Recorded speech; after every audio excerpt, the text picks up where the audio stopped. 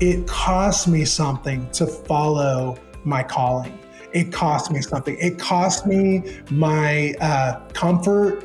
It cost me some money. It cost me, my identity. I just had to become something different. Once you know with clarity and certainty who you're here on this earth to be, and you've got it and you own it, bro, you can go and you can fill that page up a million ways and you'll be successful and happy and impactful and all the good things as long as you're aligned to who you're here to be. I'm Art Blanchford, and this is Life in Transition. Welcome back to the Life in Transition podcast. I'm really excited today. It's taken a little while to get this together, but I'm really excited to have with me Chance Scoggins, who is a new friend of mine, really, as we said, cut of the same cloth, and he is a life and business jump master. We'll unpack that a little bit later, but Chance, very welcome to the Life in Transition podcast. Finally, glad to be able to sit down with you finally. Art, thank you so much. I've listened to several episodes.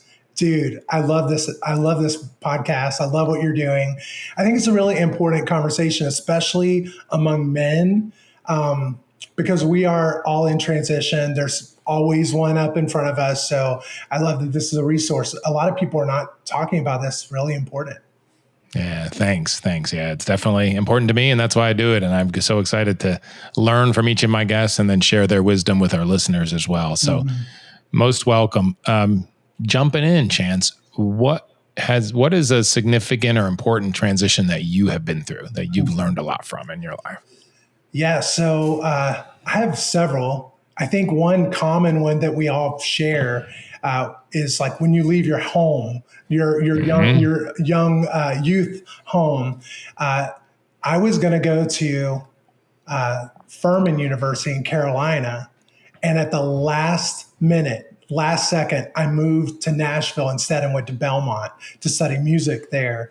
I've thought so many times, like sliding doors, how different my life would be had I just gone to school at Furman instead of Belmont, because this one decision took me in a completely different direction. So that would be a first one that I think a lot of us would identify with. For me, though, coming to Belmont, studying music, being in the music industry, which I don't know if we'll unpack all that, but I spent 25 years as a musician, a working musician in Nashville. And my biggest transition was laying that down and picking up coaching. Huge transition. Could have been very scary. Could have, been a big failure. There was a lot of guessing, a lot of faith. And, thankfully it turned out.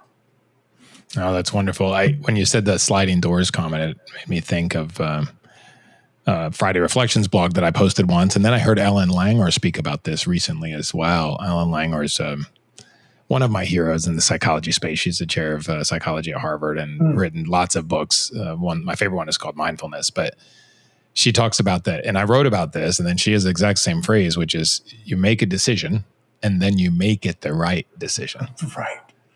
Right. She said there's no such thing as a right or wrong decision. That's right. Right. Sliding doors, they go differently, and you can never compare, because as time goes on, there's no way to say what would have happened if you had done something else. Interesting because we optimize the door we didn't take. So we're always looking back going, I should have done so and so.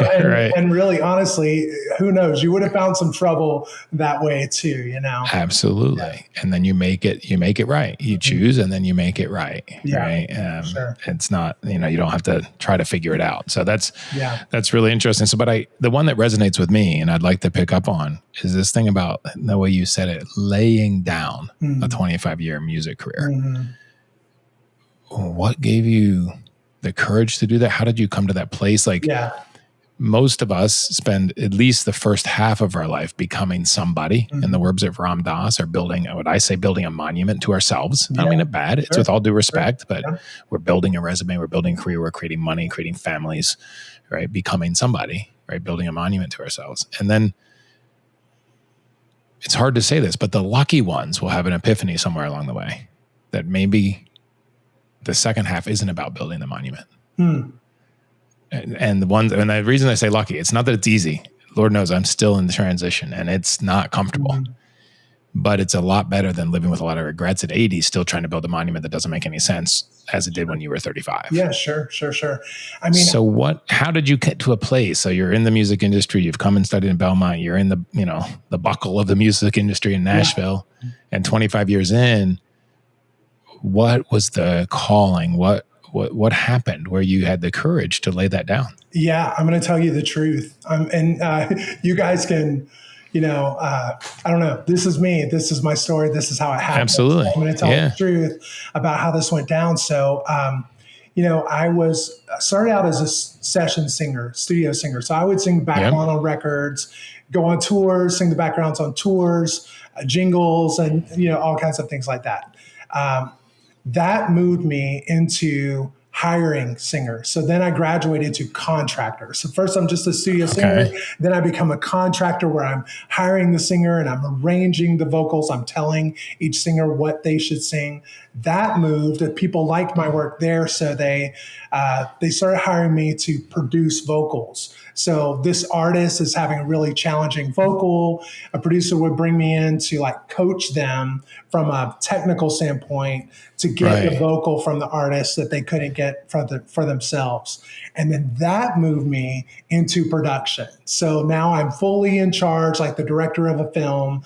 Everything that's happening on this record is coming through my fingertips, Right. So, to start out as a singer and to graduate gradually to kind of like the top creative vantage point, I really had attained it all. A lot of people try to go on that journey. A lot of people clamor for that position, those positions, any of those positions.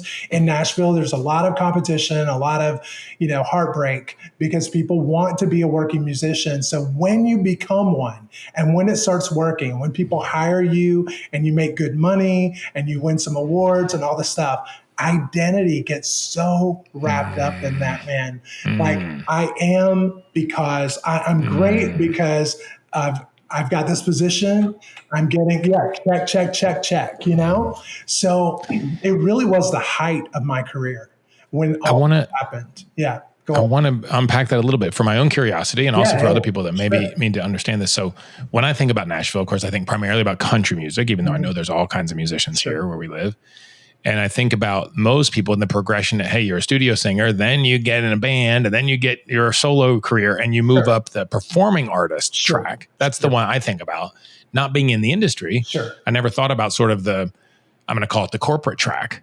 Okay. Right? That it's not really even necessarily corporate, it's still creative, but you're doing the production work, you're doing you're creating, you're not on the vocal performance side yourself. Sure. So that's a new track that I hadn't thought about. But my question here is, did you choose that track or did that track choose you?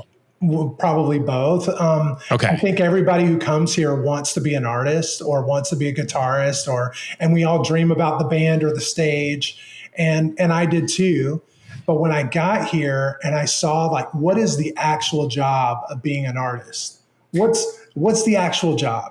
Well, the actual job kind of sucks. It's hard. You're on the road 300 days. Who gets paid? You have all the liability. Everybody's living high off of your royalties and your budgets, and you're literally the last one to get paid. It's a lot. It's a really hard life.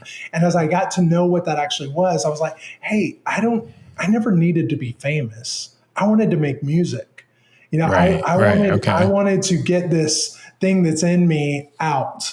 And so, I didn't have the vocabulary as a young teenager dreaming of my future to think about, the studio. But once I got in the studio, I was like, I have some extraordinary skills and instincts for this room that's, it's a different skill set on stage. On stage, you got to move the crowd. You got to fire them up on this. You got to be more precise in the studio because it's forever. And you've got a microphone right here, and it hears every little detail. So it requires a technical prowess that is not required for live music and all. And I loved it. I ate it up.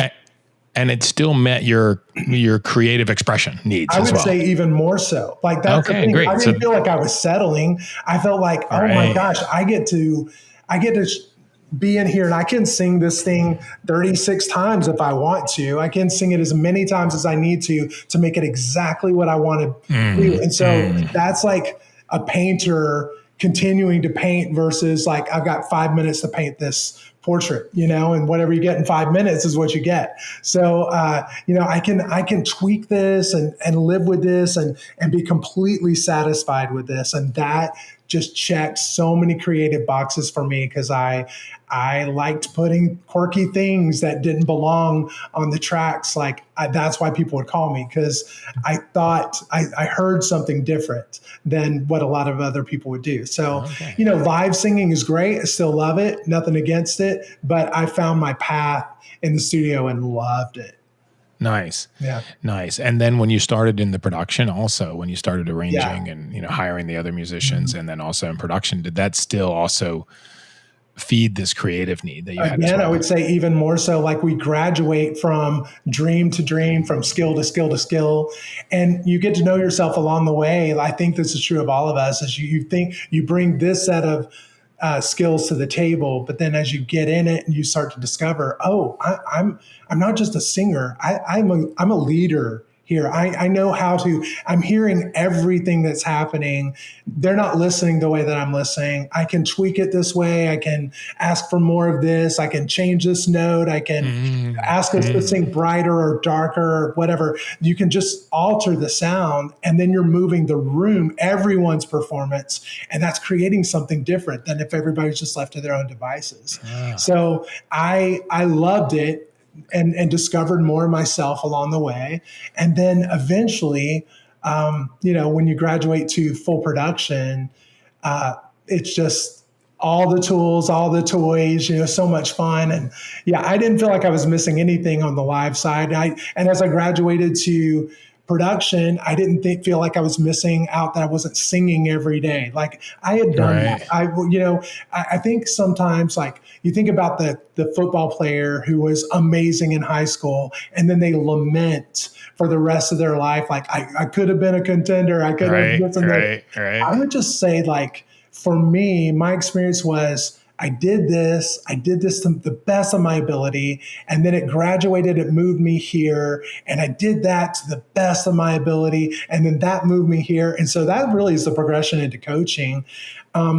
It's a way bigger story than you have time to listen to today, but I'll tell you one key moment. I was in a session with my mentor. His name's Brown Bannister. I just give him so much credit for giving me a chance and taking me under his wing. He's the top producer in all of Christian music, and his hands are on dozens and dozens of careers that matter. And mine was the one. Like, he took me in really early and gave me a place to figure a lot of stuff out. And so one day we were on a session, and I was producing a vocal for him, and the artist fell apart. Right. She's behind the mic. She feels really exposed. She feels very vulnerable. She feels ashamed. And she goes to a really dark place. She starts crying. She can't do it. It's like horrible. And she feels judged by us. Of course, we weren't judging her, but that's how she felt. So I've been there. I mean, I've stood in those shoes. I've stood in that place. So I knew what she needed in that moment. And I went in the room, and I'll spare you the story, but I'll just say, like, just human to human. And there was love in the room. And when I held her and I talked her off the ledge and I pumped her up and I said, hey, I'm going to get you there. This is how we're going to do it. You can trust me in this way. I'm not going to push you beyond this. If you just come with me, I have you, and we'll get there. Lots more happened, but anyway, when we got done, she sang her face off, and this song went on to be like a major song in her career. So, which is always the way, isn't that? It's like this huge hurdle, this big mountain you got to climb, but if you climb it, like it, this great thing can happen. So we got done, and she left, and Brown turned to me and he said, hey, can we talk about that? And I said, yeah. And he goes, Chance, that's significant. I don't want you to miss it. He said, I can't do that. I can't, I've produced this, I've done this and this and this. He was like, and I'm thankful for all the things I can do. He goes, but you knew her and you knew exactly how to get her out of it. You said the right thing, blah, blah, blah, you this and this. He said, that feels bigger than music. That's life. And he goes, I would not be surprised if life pulled you in that direction. Just be open to that. So I'm like, my mentor and someone I really respect is telling me to be on the lookout. Of course, for me, it was just a moment. I didn't think much about it. Again, I'll skip for time. Several other things happen back to back to back. What year was this? How many years ago was this when you were in that studio session when your mentor in your current business says, hey, this might be bigger than music? Maybe it was when was that? 2013 or so. Maybe so 10, 15 years ago. Yeah. Maybe like 10, 12 years ago, something like that. So I've been coaching for 10 years now. So this was right on the cusp of this transition. He was the first, and someone else said something, then someone else said something, and none of these people knew each other. The situations were all very different. And all of a sudden I find myself like, artists are calling me going, can I take you to lunch? Can we talk about this? I've got a secret. I need to unburden myself with, I have a tour coming up and I want it to be the best tour ever. Like I need a strategy for X. So it started with my community of artists and, I didn't think of myself as a coach, certainly not a jump master or anything like that. But I was just talking with friends and like helping however I could. Well, eventually it happened more and more and more. And someone was like, hey, you're building a business here. Are you aware of this? So I did not dream of this transition. This transition happened really organically for me. And I think a lot of us transition from a place of pain. For me, the pain came through the transition and maybe even after the transition, but not before.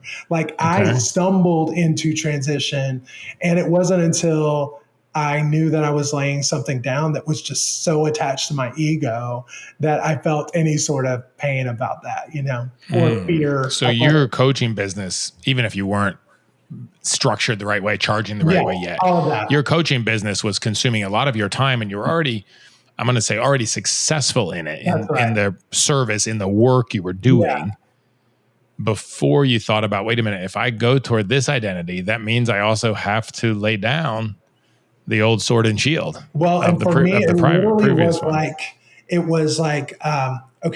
studio world, speaking and coaching. Okay. Then someone asked me to speak, someone asked me to coach. Oh, I can't come to that session because I'm doing this. Then eventually got to this weird thing where I'm like, right here, I've given up a little bit of my career, which it wasn't fine. It was fine because I've had this, but this isn't a thing. And this is like becoming the thing. Yeah. And it's like, this is how I pay my bills. This is how I support my family. So, trying to get this up, but also manage this, eventually came to this thing of just like, hey, to build this, you have to lay this down. And this, I knew I had more help for more people if I was willing to sacrifice the thing that felt comfortable to me. And somebody needs to hear that, man. Somebody out there needs to hear this. It's like, it cost me something to follow my calling. It cost me something. It cost me my comfort.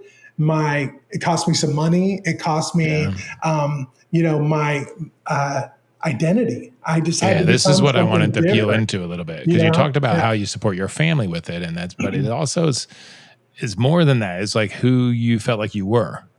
Yeah. Right. So there was this shell of you, this facade of you, or maybe it even was a little bit of who you were at some point. Sure. But you were becoming something else. Sure. And yet it's still, and it's legitimate to grieve and have sadness of laying that down. It's 100% right and real. But if you don't lay it down, then maybe you're going to have more suffering. Going forward as well. And we can muscle our way and make a lot of things work. Like you said, just make the decision, make it work.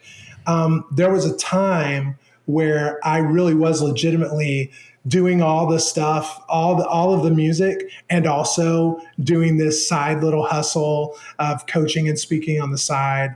And it was working, but but I wasn't at peace. Like I was overextended and I was overwhelmed and trying to run back and forth between two worlds. And it got to a place where, honestly, I'm just being honest, there was a time in prayer when I was praying about that, griping about that. And I felt like I heard God just kind of speak to my spirit, kill it. So kill this old identity. Kill it. And I was like, what? I mean, kill it? What are you saying? Because I feed my family with this thing, and also I worked my butt off for this thing. Like to build this monument. I put in the work. I put in the time, and I built something that it didn't feel like a monument to me, but it did feel like it was how I provided for my family. So I took that so seriously. And then this thing that I was building over here had no promise of anything. Meanwhile, I'm looking at other people that have put the 25 years that I put into music into this thing over here. So it's like, dude, why won't people just hire those people? Like, why why would they hire me? And I felt like God said, you get to say yes or no. You get to say yes or no. Follow me or don't follow me. And that really gripped me. And I'm going to be honest and say it took me 3 months to really feel okay doing it. But bro, like I got a phone call one day. Hey, can you come do this session for blah, blah, blah, blah, blah. It's this and this, it pays this much.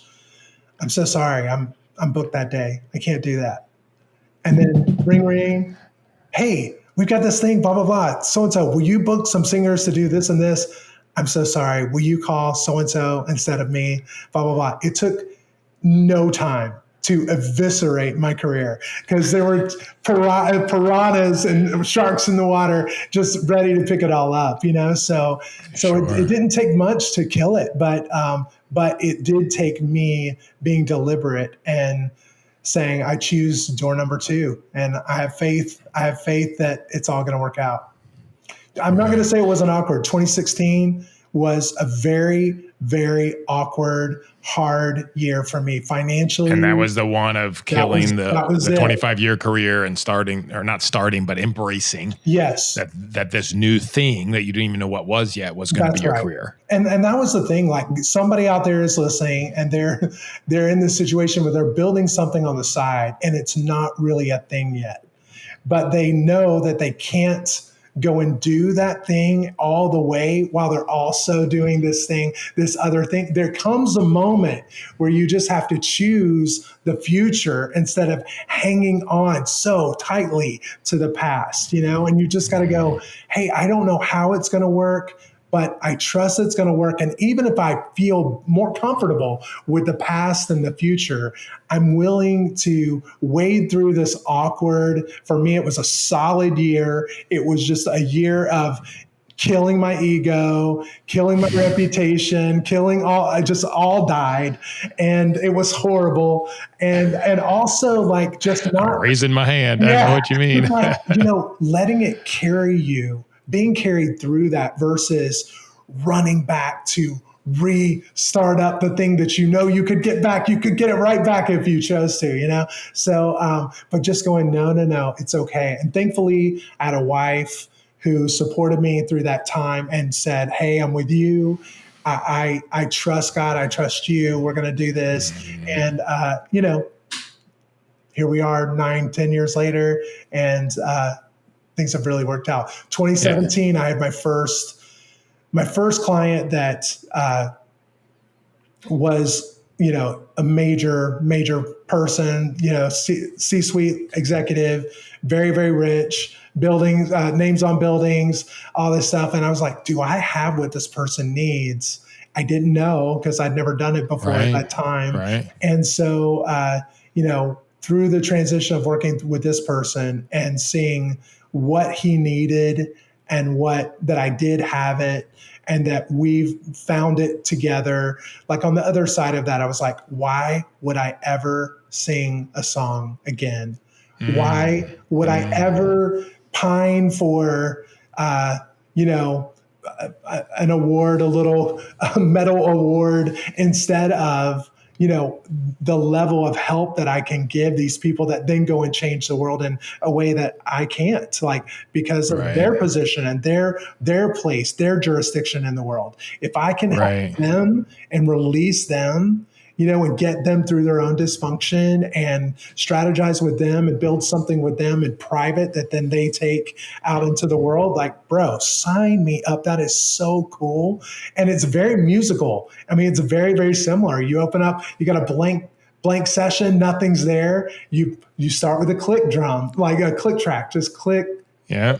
click, click, and you build, and you build, and you build. And it's just, it feels very musical to me. This episode of the Life and Transition Podcast is brought to you by Midlife Transition Mastery. If you have reached midlife and you are successful, you have checked all the boxes, you've done everything you thought you should do, and especially pleasing everybody else, doing what you think everyone else needs you to do, but you still feel like something's missing, like you're coming up empty, feeling alone, feeling misguided or lost. Midlife Transition Mastery Explorer community is for you. Here we will build authentic community. We will learn about the 8 steps to mastering midlife transition. And we will learn and execute living life with no regrets in our second half. Please check out the community on lifeintransition.online/MLTM, Midlife Transition Mastery. And I look forward to seeing you around the fire in this community. Oh, that's such a great connection. And then to see the way that you see your influence is like, if you can help 10, 100, 1,000 people that have, let's just call it 10,000 people that they influence. Yeah, sure. Live better lives. Sure. Then if you help them live better lives, then their impact on the 10,000 that they're influencing, or 100,000 or 100 million that they're influencing, becomes a positive impact for all those people as well. I mean, you're multiplying that out. And again, their reach is to completely different people than I'll ever be in front of. I'll never get my hands on those people. But if we do something in private that informs what they do with those people, then my fingerprints are on that. And for me, like, stewarding my gift, which was a thing in music, steward this, become excellent, do the best you can, become all you can be over here, be excellent. It's very, very similar over here. If I have a tool that is a tool that I really worked hard to get, and it's not a common tool over in a coaching world, and like, now I know something that you don't know, but let me show you this and this and this. And then that person uses that thing to go and change their corner of the world, then that's incredible. I mean, the ripple effect of all of us. That's all of us. That's not my story. That's all of us, So, I love it. And so, for me, it's like not just about that they'd go and live a good life. It's that they would know why they're here, know what they are here to do, who they are here to be, align their life to that, and go after it, run after it. And if I can support them, like hold them up through their awkward year, and just lift them up and be the support that I maybe didn't have, or that I needed more of, then great. Like I what an honor, what a joy. Yeah. No, that's beautiful. So, where do you think, like, if you hadn't said yes, if you hadn't agreed to kill it, where do you think your life would be now? Okay. I think about this a lot because I have so many friends who are still there. So I'm just going to be honest with you. Love them all. If anybody's listening, I love you all. I love you all. These people are brilliant, unbelievable, world-class musicians. I would put some of them up against anybody in the world in their class of what they do. They're the best of the best of the best. And so when I think about them spending their entire life and career doing that one thing in that one place for those one set of people, that it goes out in that one certain way, okay, if that's the choice that they want to make, that's fine. For me, how sad. Like, to me, it's like, use what you have. Like, it's a joy. You're not to end one part of your career and to start something else. Or to come through a divorce and begin a new life, or to come through empty nest and to begin something new, or retirement, or whatever it is. Guys, like, this is like so incredible, because what we're given is this opportunity to still be us, still be all the good things that we are, but in a new vehicle. It's going to the same place. It's headed the same direction. You are the same incredible person that you were before, but you're in a new vehicle, and lots of ways to get there. So what I think would be true is, if I hadn't said yes to killing it, I would be making about the same money. I'd feel really secure, except for one day some younger person is going to come and take my place. And then what? I'm going to eventually get, kicked to the curb, like all creatives do.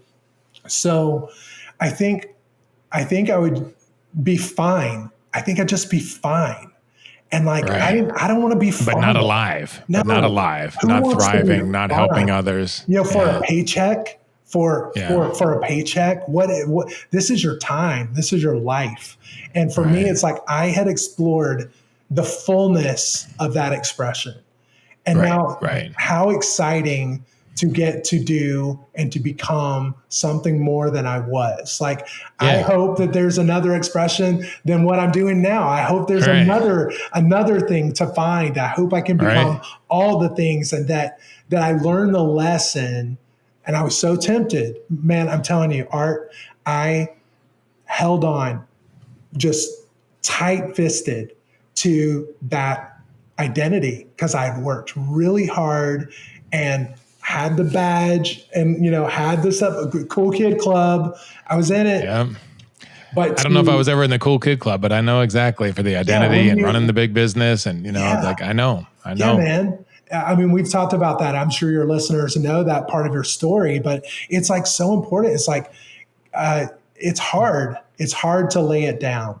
But if you trust that the thing that made you great over here is still present with you, and it will find a way to make you great in another world. Like, that part is not, it's not killable. The thing, the facade is killable, but the essence is, you carry it with you. So once you know that, once you have that and own that, nothing can stop you if you're leveraging that. So, I mean, with you, as you said, it happened very organically. So for those of us, and I'm going to put myself in that boat right now, where it's not so organic, like where it's okay, I'm going to stop something else. In my case, it was health. Like, I had to stop, and I needed to. Like, it was, there's nothing wrong with being a corporate leader. It's great. The way I was doing it was not sustainable. All right. So for those of us that maybe are in that transition, but it's not so organic, it's not a step down, step up, but it's like, okay, something stops, which is the way most transitions. Yeah. Everyone thinks about transitions start with something, but normally the transitions start with an ending, right? You mentioned divorce, right? Or a career, or health ends, something ends, or a life close to you, right? And then the transition starts after that. So for folks, and you do a lot of coaching, and you clearly have a gift in this space, Chance. It's really awesome to see. What do you recommend for those ones where it's not so organic? And that, like, okay, you're doing new things, you're willing to let go of the old, you're willing to kill the old, but how do you recognize the new? How do you know when that's the right spot? I think that is a really beautiful question. And first of all, if that's your situation out there, if you're listening and that's you, I really feel you. I get it. I have a lot of empathy, because transitions that are thrust on you, it's painful enough. But when it wasn't like by choice, but it's like being chosen for you, and whatever that looks like in your life, That's really hard. And first, I think, you just got to admit this is hard. This sucks, Right. and don't I have let, a friend that's a coach, Vince Fowler. He says, embrace the suck. yeah, You embrace know? the suck. I love that. Yeah, yeah. Just admit, not to pretend I've got this or blah, blah, blah. Just to say, this transition sucks. This is hard, but things will work out for my good. And the way that I would look at this two ways, Art, I would say, first, you got to look at this psychologically, spiritually, inside, and then, Yes. and then we got to look at things outside too. So, we need a strategy for getting through this transition the fastest way. And I have an idea about that, but the important part is what's happening inside. So if we wallow and if we lose our self in the midst of all that, it's going to suck for a lot longer. And it's going to be very painful for a lot longer. If instead you can go, you know what, this was thrust on me, but I trust and believe that life and God and whatever else you want to say, have my best interest. Right. And it's happening for me. This is happening. God's got me. Yeah. This is happening for me. And I don't see that. You know what? I have a client I literally was talking with earlier today. They lost a very, very key member of their team, and they're going to lose two more. And they're a small team. It's going to happen. Their team's about to fall apart. And I'm like, oh my gosh, this is horrible at first. And then you're like, no, this is happening for you. This is an opportunity for us to reimagine the whole thing, to not make small adjustments, but instead to go, hey, I was just okay over there. Right. Maybe I had some money. Maybe I had, some applause. Okay. Who cares? I can get some money. I can get some applause over here if that's what I want. But what has to happen is I've got to take the best of me over here forward. So first, embrace the suck. Love it. You have a blank sheet. It's tough, but it's also a blank sheet. So how do we want to rebuild from here? Is beautiful because you can put anything on that page. Everything you can move. You can change your career. You can change your personality. You can change anything. You're not stuck. We're stuck by conventional things like a mortgage, but let it go. But even then, it's a blank page. You can fill it with anything. And if you go, I'm going to fill this with something even better than what I had before. That's really hard when it's thrust on you and you're kind of reeling. So I would say, hey, get control of your nervous system, practice meditation, meditation, grounding, walk barefoot. Calm yourself down. Stop the panic first. Admit the panic, admit the suck, then stop panicking. Stop whatever the anxiety and whatever. Believe that everything is going to work out, because you're 10 years down the road, you will look back and go, oh, it all worked out. The transition sucked, but look, life has carried me and we're fine. So that is where you're going. Everything is going to work out.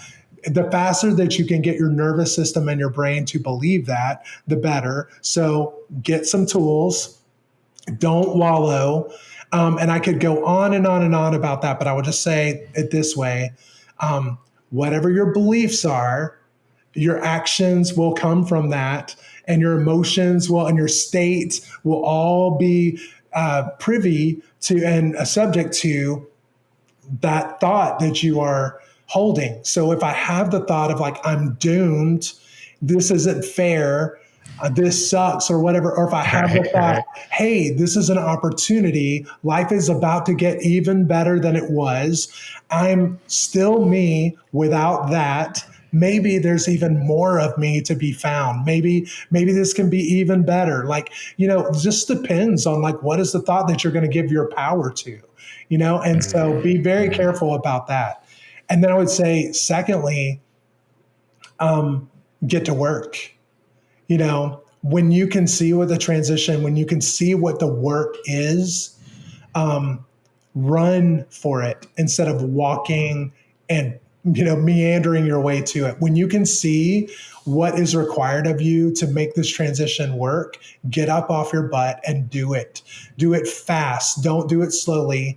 That's the one thing that I could have in that 2016 time period for me, I could have saved myself some suffering if I had accepted it and, okay, we're doing this.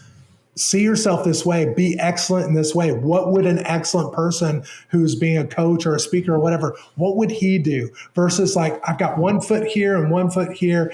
If I could have just quickly gotten my other foot over and just become what I was becoming, and not holding that up and run towards what was going to be required of me to feel confident, to feel equipped, to feel usable, to be relevant. If all the skills that I was going to need to acquire and all the stuff that I was going to need to explore, just do it. Do it fast. Do it quickly and get on with it. Get through it as fast as you can. You know the story about the cows and the buffaloes in the rain? Yes. You tell me. In the snow. Yeah, I have that. Actually, I just moved offices. I used to have it sitting behind me on the shelf. Yeah. My Sunday school's teacher years ago in Michigan gave me a buffalo and a cow facing different directions.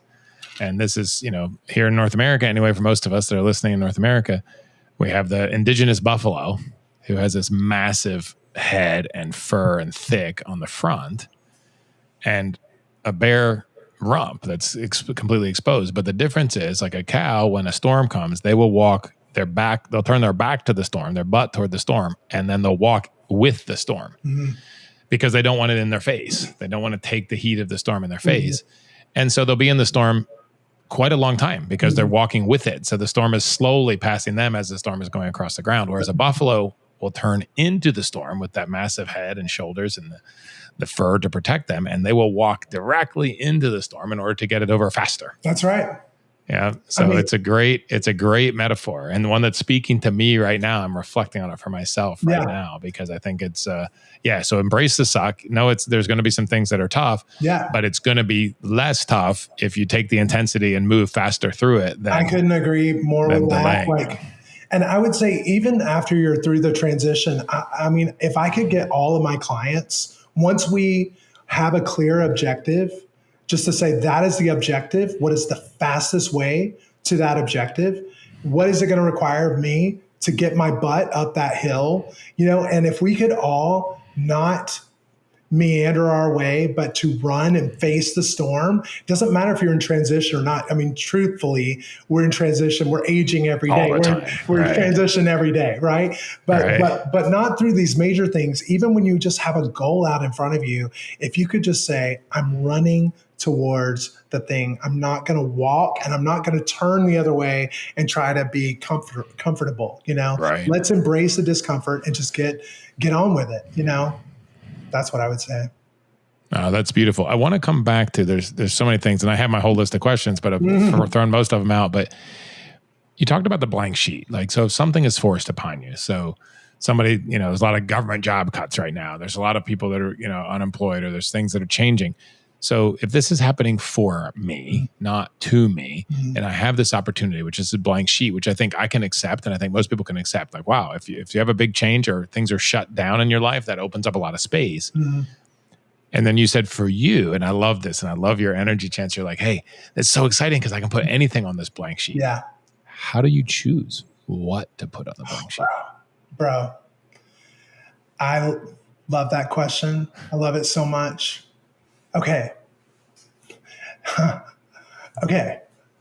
So when I first started coaching, everybody came in and they would tell me their sad story. And then they'd lean in and say, what should I do? What should I do? And I'm like, I don't know. What should you do? Eventually I got to the place of like, wow, everybody's trying to figure out what they should do. We're obsessed with this question, what should I do? Right. And then they come to someone like me and I'm like, well, let me just grab my crystal ball for a second and let's see. Oh, the crystal ball says you should, or my opinion. Get the magic 8 ball. Yeah, exactly. And so listen, anybody who's telling you what you should do, Yeah. Be careful. It's a charlatan. Because we just don't know. And that's not the question. The question is, how do I choose? How do you choose for yourself? What's the process? That's right. Not chance tell me what I should do. That's right. But so I have this blank sheet of paper. I've gone through this. I've had some transition forced upon me. If I can shift my mindset, I can stop wallowing in the self-pity. Do my meditation, do my grounding, do my exercise, go to bed instead of watching TV, all these things. Now I have this blank sheet of paper. I'm starting to see there's possibility. What is the process that I should follow to discover within myself what it is that I or God wants me to put on that piece of paper? So there's more, but this is my favorite. I mean, I can so many. I have so many things that I'm like, let's explore this and this and this. But here's we might have to do a chance too for the second chance. Let's do it. But the thing is that you have to lay down the question, what should I do? Because that's an unanswerable question, because it requires us to see the future, and none of us sees the future. And so we don't know. You might do the right thing that you should do, and it still might go wrong. We've all done that. Like we just talked about, make a decision, make it right, make the right decision, it turns out wrong. Yeah. So lay that question down, and chances are you're obsessed with that question. So lay down the unanswerable question and answer the right question, which is, who am I here to be? So let go of the question, what should I do? And instead get crazy clear about who you're here on this earth to be. Because this is, and we'll unpack this a little bit, but I'll just say, once you know with clarity and certainty who you're here on this earth to be, and you've got it and you own it, bro, you can go and you can fill that page up a million ways, and you'll be successful and happy and impactful and all the good things, as long as you're aligned to who you're here to be. So that has been the greatest lesson of my life. And it does so much of the heavy lifting with my clients.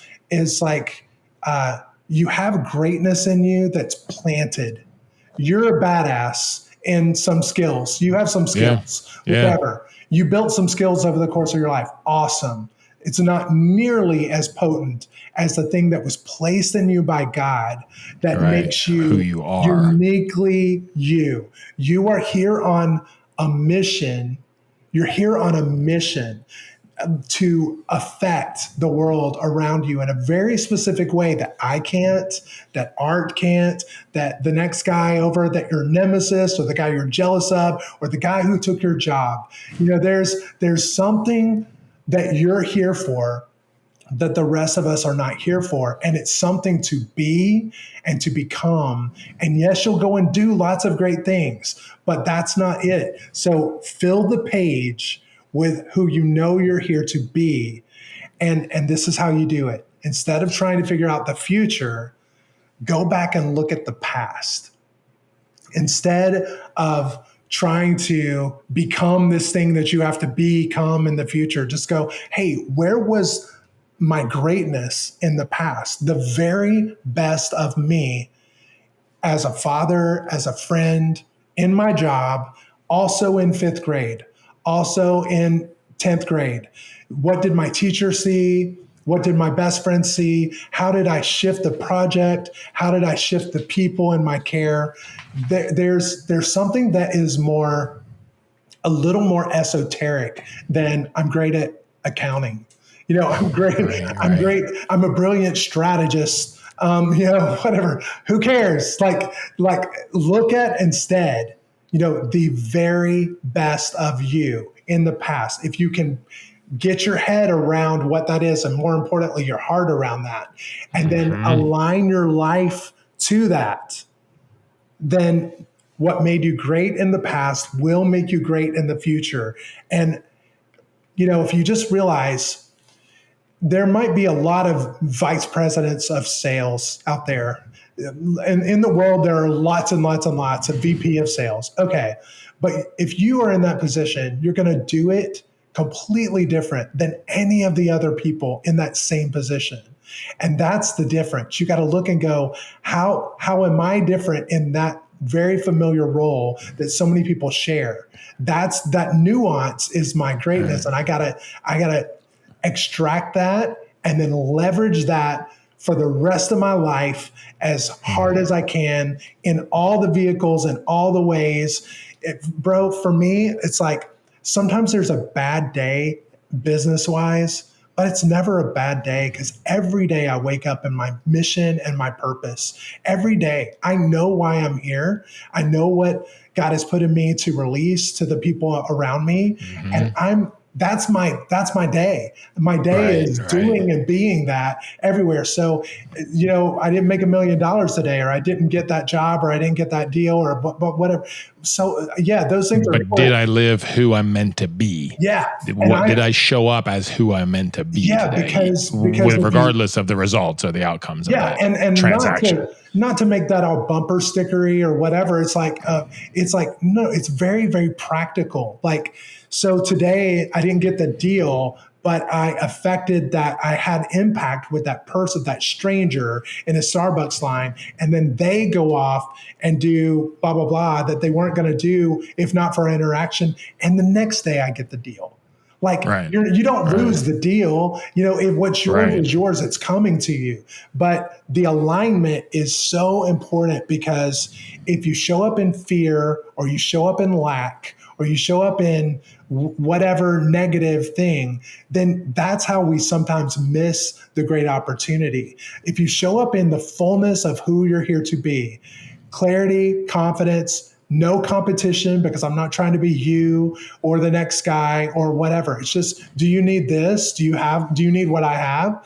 If so, then I'm your guy. And if you don't, then okay, no big deal. Yeah, next. So I would say, guys, anybody who's listening, please do some excavation of your life. Go back and look and say, I made my greatest contribution to that thing, to that thing, to that thing, to those people by being what? I showed up this way. I showed up with these character traits of mine, with these skills, with this underlying driving skill, with this, I showed up in this role. I showed up to give this benefit. Like, do some excavation of the really great moments of your life. And just like coming back to the studio, I produced a vocal that day, and the vocal was excellent. And the vocal won some awards and became a number one single and all the stuff. But more importantly, I held the artist and I made her capable of getting herself there. And that's not a one-time event, right? The vocal is a one-time event, but now that she's learned how to do that and how to manage herself, both are important. But like, how much cooler the story is that I got to hold her that day, and then I got to, that's what matters to me. That's what matters to her. And then from that, we were able to build this cool thing. But I was aligned, and she was open. And, our genius, and teach a man to fish. Yeah. Teach a man to fish instead of give him a fish, right? Totally.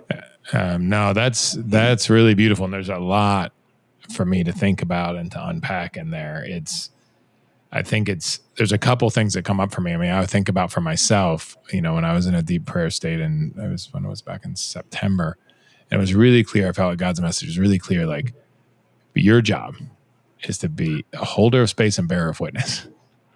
To be, right? Not to do, to be that.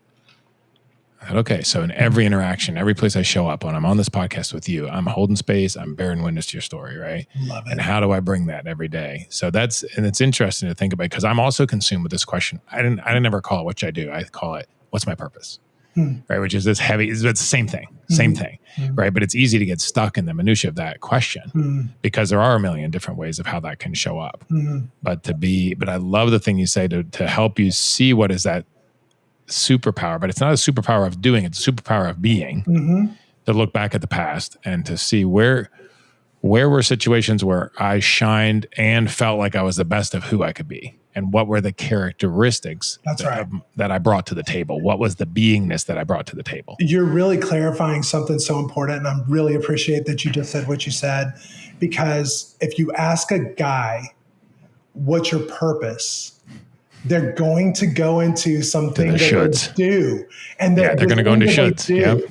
I do this, I do blah, blah, blah. I do every time. I will say 95% of the time that I ask someone, they go into this doing thing. Absolutely. And it's fine. Guys, doing things it's important. Absolutely. We need to accomplish, we need to, hunt and drag it back to the cave and all the stuff. Drive is good.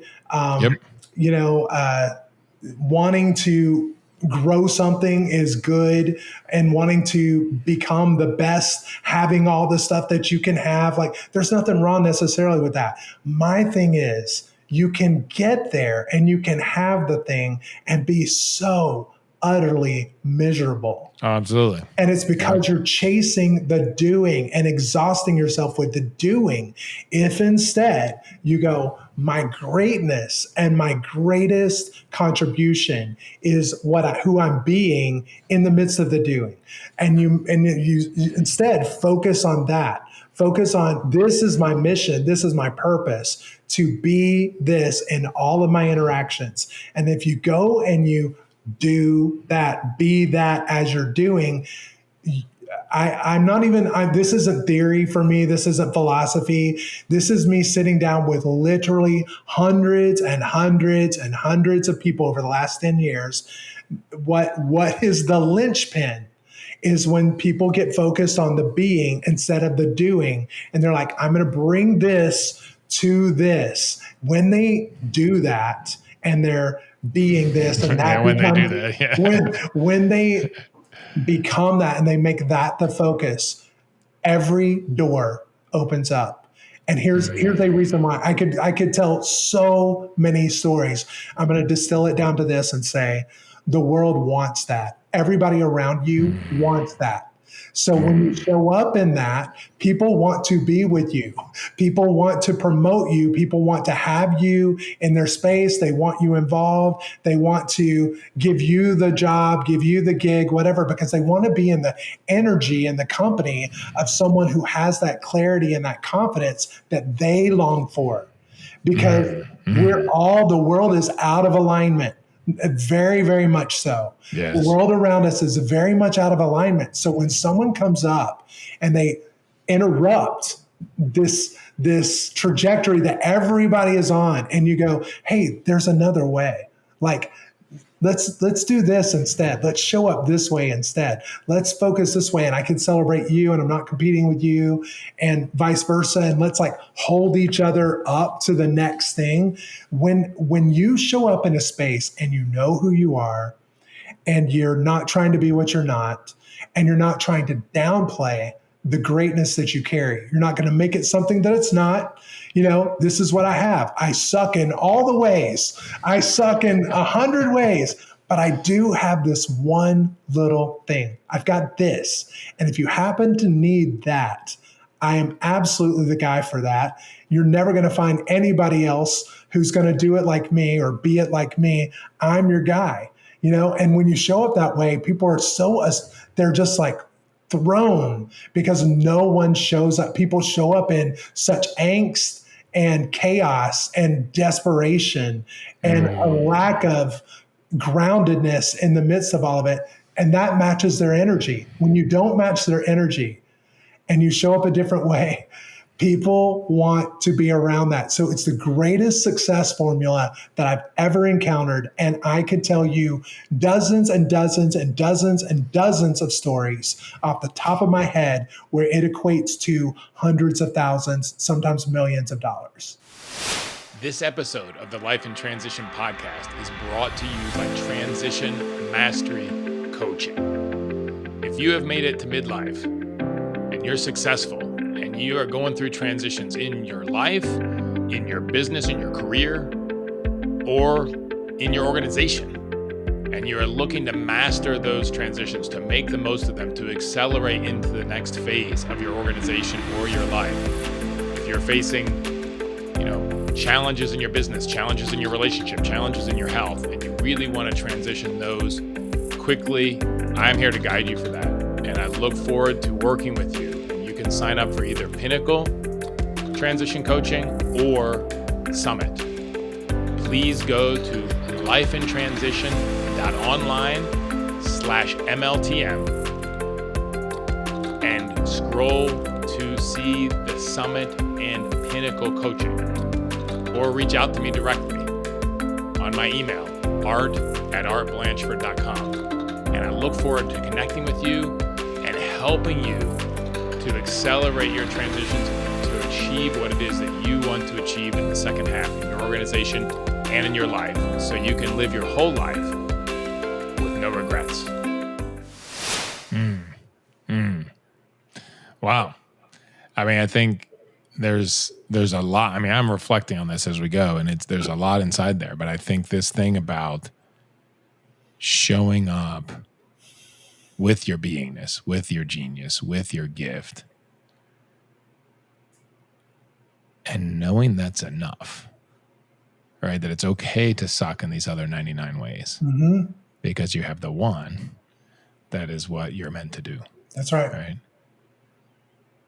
I think that one, I say do, it's the be that then will, whatever the do is that comes after that is from this, what you're being. Yeah. You're saying it again, not to, at the risk of overstating it. I just don't think we can actually. If you are aligned to your mission, then you don't have to be or do all the things. My mission is to show up this way and to be this. The problem that I got in was that I was spinning all the plates. I was running back and forth doing all the things, and so many executives do that. So many entrepreneurs do that. And they get into something one way, and then they start wearing all the hats, spinning all the plates, getting overwhelmed, getting overly stressed, getting burnout, and getting unhealthy and quitting. Like, that is what we're all doing. If instead you show up in the supreme power of your very narrow focused mission and purpose, if you show up in that and you go, wow, I could do that. There's probably somebody else who's going to do that better than I can do that. Let's find that guy, because I need to be so focused on this, because this is where I can offer my highest and best contribution to the people around me and the projects in my care. This is where you're going to get the best of me.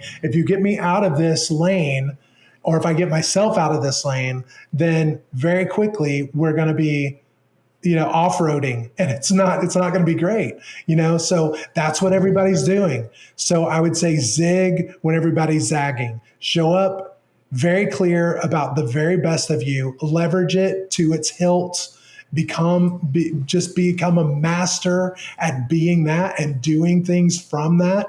And dude, let the rest go. Let the rest go. Please find other people who carry the genius that you don't carry, and don't be mad at yourself or ashamed that you don't carry it. You weren't meant to.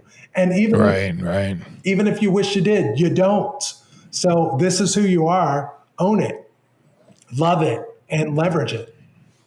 I love that. This is who you are. Own it, love it, leverage it. Yeah, man.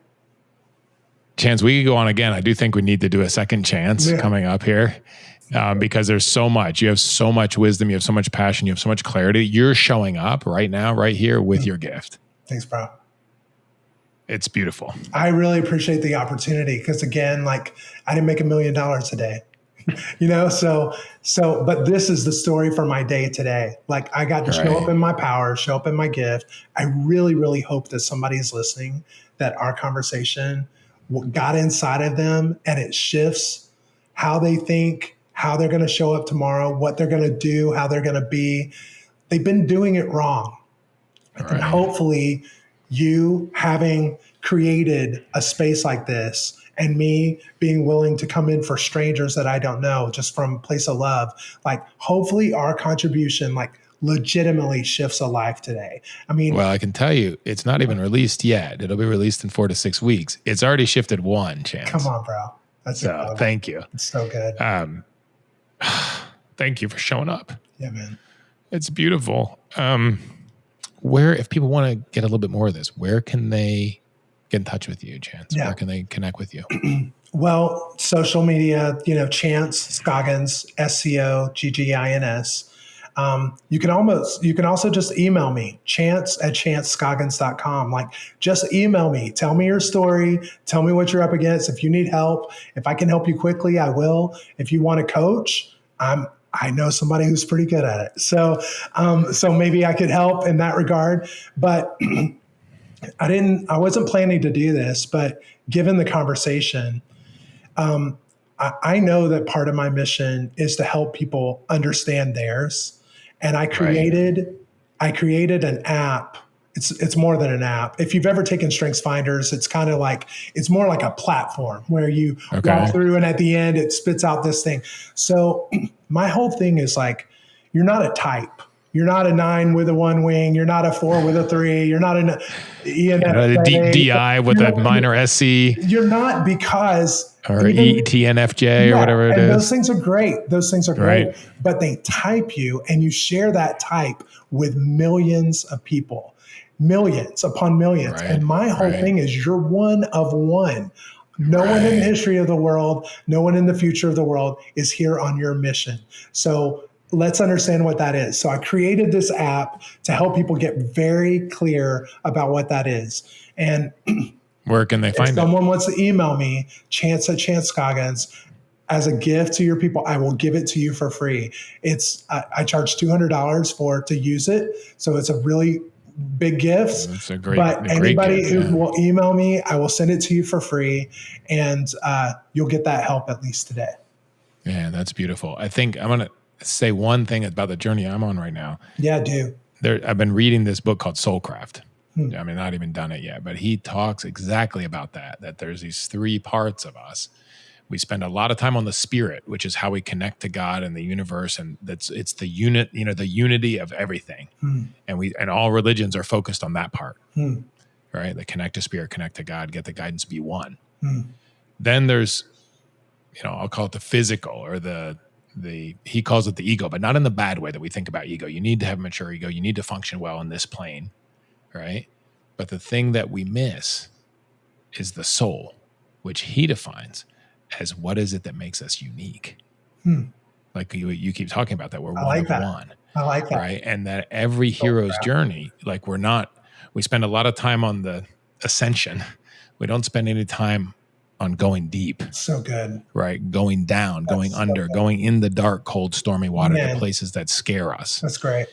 And the reason is because we're afraid, and we don't have a guide, and we don't know how it's going to work, and what are we going to survive, and what's going to come out of it. But he said, if you look at the hero's journey, right, the classic hero's journey that Joseph Campbell wrote so much about, if you do get a guide and you do get the help, then you take the descent. The gift that you get is to figure out who you are uniquely meant to be. That's it, man. And then you can bring that, like every hero's journey. What do? They come home to share their gift with their community. So good. But you don't get that without taking the descent, without embracing the suck. That's right. Right. And most of us are living so distracted by a paycheck that we're not even asking the questions. Like, we're so exhausted at the end of the day that we have dinner, maybe play with our kids, watch a little Netflix, and then do it again the next day. And that's what all of us, that's the cycle that all of us are so distracted by. And everything that you just said was so beautiful. And it really is. Not only is it the better way, it feels heroic and exciting to contemplate, but also it's like your best formula for success. Like, if you want all those things you're chasing, the way to get there is to go deep into your actual essence, who you are and what makes you special, and leverage that, guys. Like, that's the deal that I promise. And again, not my philosophy. It's my incredible honor to have sat down with so many people and to observe the journey. And I see that that's when everything clicks. So what was it? You said 3 things: love it, leverage it. What did I say? Something before love it. Oh my gosh, I don't know. We'll have to go back. Anyway, it's in the tape. We'll have to go back in it. But I love that summary, right? And then your point is to leverage that. Like, and it comes to even, I think about like how Ripken's deep work: do less, do it better. That's it. That's right. That's and do it in a sustainable way. That's his third point, right? Yeah. So beautiful conversation, Thank Chance. you. I really appreciate it. Again, you can reach out to Chance on social media or email. Sounds like a good way to reach out to you, Chance. You email me, guys, everybody who's listening, email Chance at Chance Scoggins. Let me send you this app and get on mission, bros. There you go. And if there's somebody that you know that needs to hear this podcast, this is a really great one, Chance, and that's a lot of value inside this podcast by itself. Share it with them. Right now, before you go on to somebody else, if you're on your phone, tap the share button. Send it to somebody who you know needs this. It can really make a big difference for them. I just got a podcast the other day from my brother that was really, spot on. Another friend I have here locally that actually sent me one a while back, and to feel seen by him by what he sent me and how valuable that was to me is really great. So share, if this resonates with somebody share it with them in that way that makes sense as well. Yeah. Chance, thank you so much. I look forward to doing another one of these because there's so much more I think to unpack here. But it's been very useful and very interesting to me today as well. So thank you so much. I'm so glad. Thank you for the invitation. And I really appreciate it. I had such a great time. Awesome. I can't wait to hear what action you are taking. Connect with me on LinkedIn or our website, lifeintransition.online, and let me know. Let a friend know too. It could be a huge encouragement to them and keep you on the track. Thank you so much for joining me today. Make sure you subscribe wherever you listen to podcasts, and it would mean a lot to me if you left a review and shared this episode with a friend. If you want to learn more about me and what I do when I'm not podcasting, please visit me at artblanchford.com. Thank you for listening. Together, let's make the most of life in transition.